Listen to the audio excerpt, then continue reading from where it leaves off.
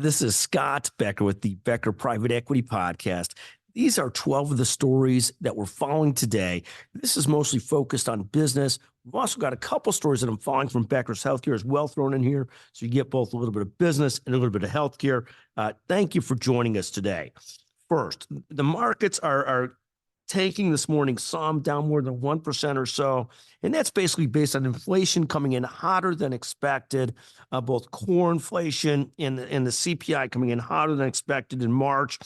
Some concerns that inflation's not slowing. That'll keep the Fed from reducing rates.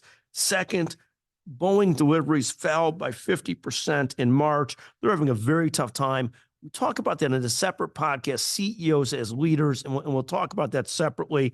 Again, 6 points on CEOs as leaders and the need to be both growth-oriented and operations-oriented. And if you're not, to make sure you bulk up the other side of the table, the other side of the game.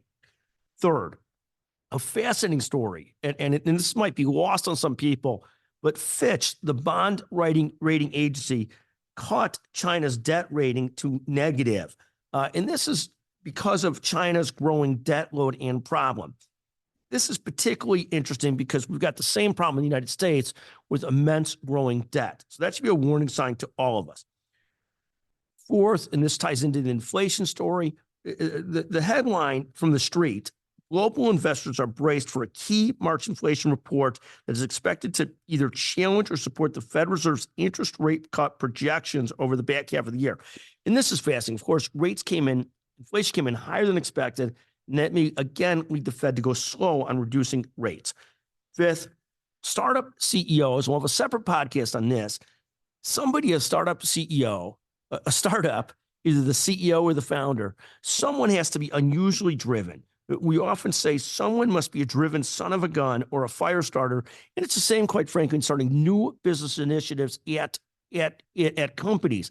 A lot of people can do the job really well in a stable company, but some percentage of people have to be driven son of a guns. That's the safest language I could use to make sure things really push forward. It takes a latitude effort outside of the normal effort of a normal person to really drive a startup or drive the starting of a division. We'll talk about that separately in another podcast. Sixth, a healthcare story. Banner CEO Peter Fine, one of the great leaders of our time, has announced that he's retiring from Banner Health. Over his 20-plus years at Banner Health, he's turned it into a transformative organization that's a real regional leader and leader in the country.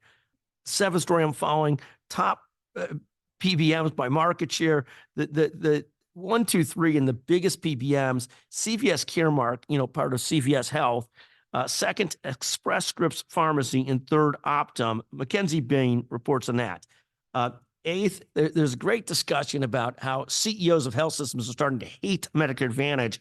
And Medicare Advantage, it's ended up, the payers are less excited about it as they are starting to have higher medical loss ratios.